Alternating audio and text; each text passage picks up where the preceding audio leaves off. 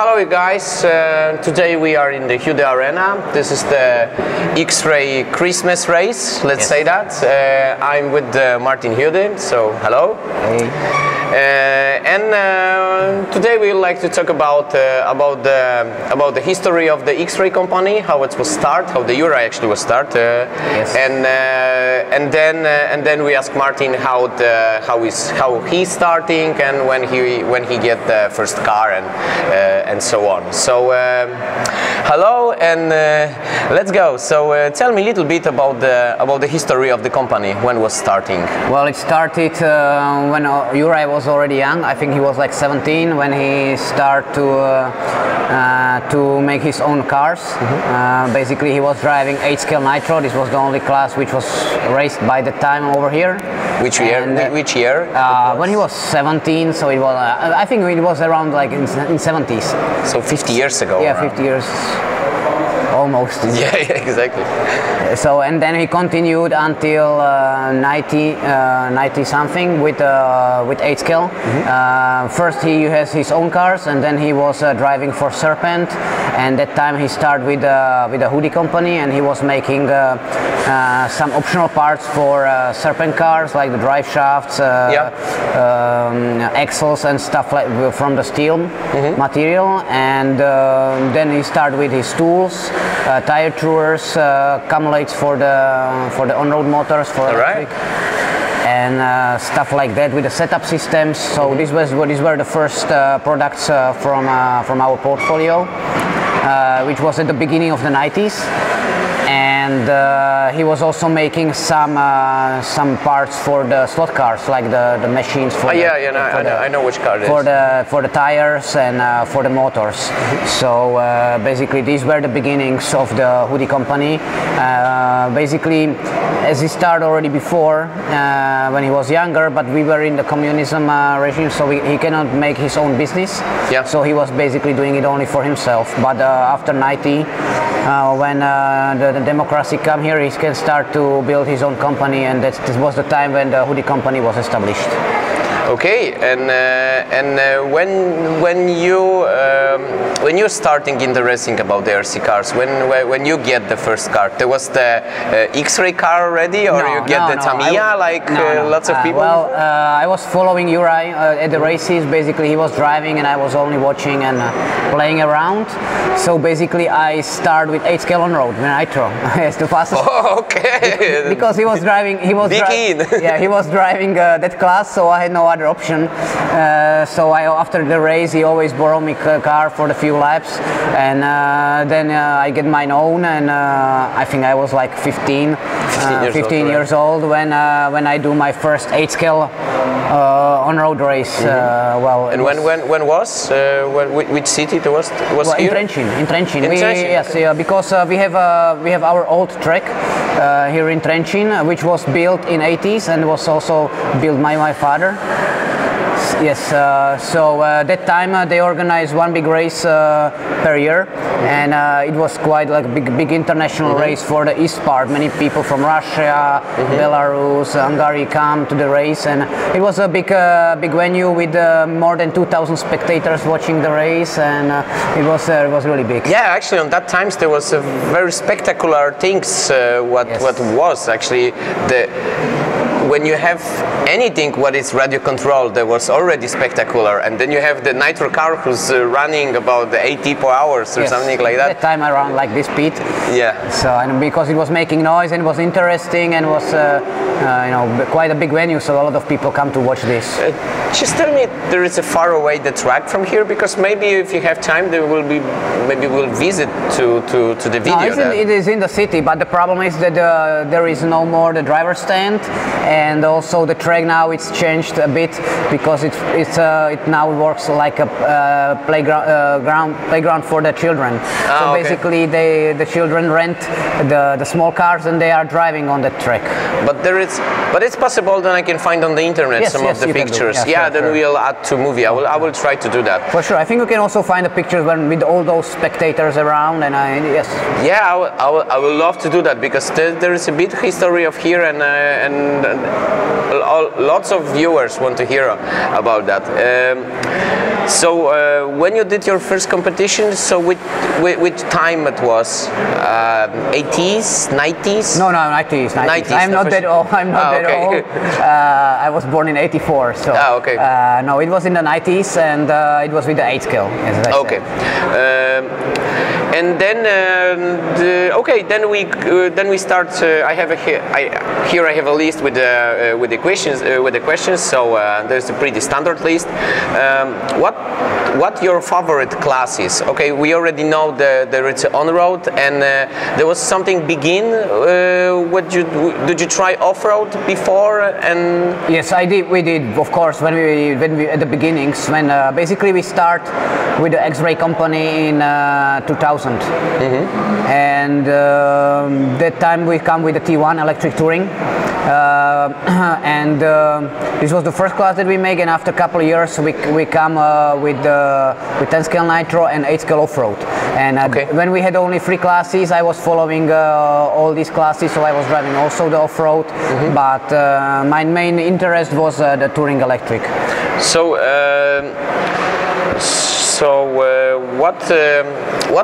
what is your big success of the touring cars with your career? Like the results? Yeah, all the results. What's scoring? The best results I achieved was in 10 scale nitro. Yeah. When in 2008 I was third at the World Championship in Portugal. 2008. 2008. Yes, it was World Championship in Portugal. I finished third, and in that period, couple of years before, I think I was 4 times in the A final at the European Championship in this class. I was 4th, 6th, 7th, I think, around these places. And that time the 10 scale nitro was very big, and many drivers from Italy. So when we were at the there was a tough competition. Tough competition. Mainly when we had the European Championship in Italy, it was very big. And right now, if you have to choose the race, of course from whole world, because you travel on whole world, which race you would mostly enjoy in the race? Which race you like it? Because you know, right now it's Bruno on top. He always usually win, and Alexander, of course, with the like your part of the side of the company. You take care about the on road, and so you travel with that guys also. And which race you would like to visit always, or well, I love all the races. Of course, the biggest race is always the World Championship, but this one was also most stressful. So this is very hard to enjoy as a driver and a follower. So I basically really like our series XRS because it's always the great atmosphere. You don't have, it's very enjoyable. It's fun racing. We either here in Hudy Arena, but I also love to come to the XRS races in Italy. Yeah, in Italy I think it's also pretty big. It is very big, and and every time I like to come to these races and to see new people, because of course I like also to drive at for example ETS, but most of the time at the ETS I see every time the same people who are traveling around Europe, so I see them 6 times a year, so I really enjoy it, but also I very like to meet the new people, and this is to see the new everything is growing. Yes. This is what and this is the XRS about, that we come to the areas and I see for the people for the first time, because these people are not used to travel around so much, so this is very enjoyable. All right. Which race, with competition? What I have here also. How often do you prepare your car before the race? How it looks like? Of course, you have. In the factory, you have the factory track. So actually, I don't know how many. Yeah, exactly. How many time on the week you're on the track to test something and to do? Or you're usually sitting in here? I am in the office because I'm the office guy, because I am responsible for 6 classes, and basically I'm responsible also for the development department. We have 3 engineers in my office which I need to take care. I need to, so it with the 6 classes that I'm focusing, it takes for each class like 2 months to prepare. Just basically. Okay. So basically, I need to make the prototype, to draw, to make the prototypes, to check if everything is okay. I need to make the manual. I need to make the setup sheets. I need to build the first car to make sure everything is correct. Every small part. So all the T4 platform, it's your baby. Yes. Yes. So it's your baby, and you take care about the. Because before I talked with the Martin buyer, and he told me then of course the off-road cars, it's the new off-road cars like XB2, XT2, and so on. The car he take care. He's not only one who's take care about the car. There's suppose URI and but the part of the on-road cars, there is you only take care about that. So you build the first car, you're checking all that stuff? I'm checking everything. I'm responsible from A to Z. I mean, from the first part drought until the lots of work until the car starts to be packed, because I need to check every. We have the bags, and I need to check if every single shim is there. I need to make answer. But of course, when I design the cars, I have a big help in my drivers who give me always the ideas to what to make. I mean, to make the car faster. I drive T4 and I spend a lot of time because this is very important. I drive X1 class, but we have also smaller classes, like for example 12 scale pan car or 10 scale pan car, and for these I don't have that much time, so I have a big help in this with, for example, Alexander Hagberg. He doing the very nice job. 4-time European champion. So he have something to say. So basically, he always helped me and tell me what to do, and I have a couple of good drivers in US who are also, because they have different conditions, different carpet, different tractions. So I also get the feedback you need them. to get the different information from the parts. That's why we have also the US version and a European version in the 12 scale, because not only the chassis is different, but also the whole front suspension, because they drive on much higher tractions that we are used to drive here in Europe. Really? Different carpet. I didn't know that, of course. So they have different carpets, more entries, and there are these races. What about tracks. Japan? Japan is more similar to the Europe, which I would say. Okay. There is some funny.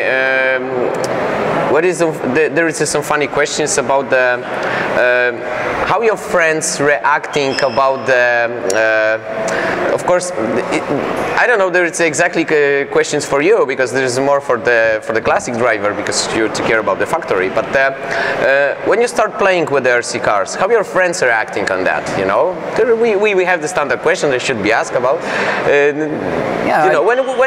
When you was young, your father didn't have the factory yet. You try to play with the cars, and how the friends looks on that. There was laughing, or there was more interesting. Of course, when they ask you what kind of job do you have, and when you say you play with the toys, it's not the right word. So basically, I say that I'm designer, and I play with professional radio control cars. Yeah, that's the standard answer. Mom also at the school, many my classmates come to the race and see and understand that it's not what they think, that not the toys. That we are not playing on the parking lot. We have the real RC cars and real speed.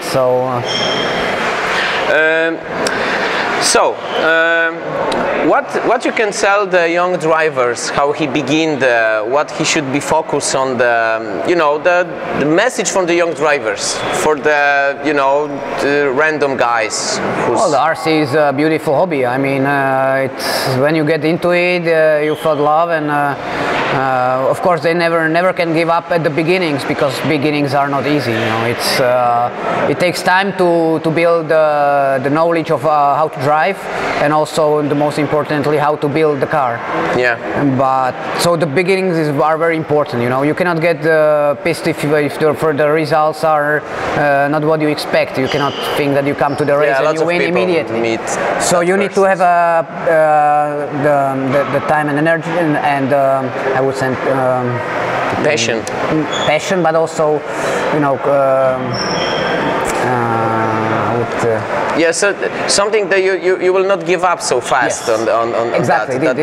You need to have to take time to learn everything. And of course, important is not to only drive. That also when you do you go practice, you start to change something on the car, and you need to understand what it makes. You know, so it's not only about the driving, but to understand how to set up the car, because small changes in the setups can make a big difference on the track. Of course, first it's important to get that good that you can feel the difference. Yeah, exactly. So that is also time. So listen, guys. First of all, you have to get the nice car, not exactly toy. The nice car, the first thing. Then you start playing with that, and then you try to understand the setup. Yeah. That's the one time when you start to make equal lap times, and you start to be consistent, and you start to feel the car, and when you change something on the car, like the springs or something, and you can feel the difference, that is the right time to start to learn how to set up the car. And of course, I always say you need to have a note or an iPad and always write, when I change this, it makes this, because you can easily forget with those many changes. Yeah, exactly. About the changes, what do you think about Michał Milanovic? He did the setup helper. What do you think about that? That was the good idea? Yes, sure. You hear from the drivers that it's helping? Yes, sure, people like it, and I hope more and more people will understand that this is an important part of this hobby, and they need to pay attention to these details and learn and study this, because many people think that they are that good that they don't need to learn nothing. You know, they don't ever see the instruction manuals. They then look for the setups because they think just charge butter and drive. That's all. But important is to understand the car's behaviors and what it makes. Mainly when you crash, how to tweak the car again. When you have too much traction, or not enough traction, what to do. And these setup helpers is a great thing. So. Tell me, did you see of course I'm the XRAY Poland, the part maker, off-road parts, but you see some news about that? Did you see this competition, how it's going, how it's growing? It's always when I see on our website or Facebook, or because I follow all the XRAY's Facebook pages and everything. Of course, I also read RC, and it's great to see how this series is growing and is becoming popular. And for example, I really enjoy to see the beautiful banner what you make on the driver's stand. Ah, yeah, that was cool. Looks good. It looks very, very professional, and this is something really that makes me proud also. Oh, thank you very much. We got 150 cars in the last race. I am really proud that we have quite many people who love our brand and helps us to grow and becoming even bigger and stronger. Of course, we're proud that we can be also part of that, and I'm very happy. So I would like to, of course, say thank you to the XRAY factory and all the places. Then, of course, I always enjoy. And after our interview, I will go and I will do some pit walks. So then I will talk with the drivers how it's going. So that was the Martinem Hudym, guys and girls and all the viewers. Thank you very much for watching. So see you next time. Bye bye. Thank you. Thank you very much. Bye-bye. And keep on racing. Yeah, exactly. Keep on racing.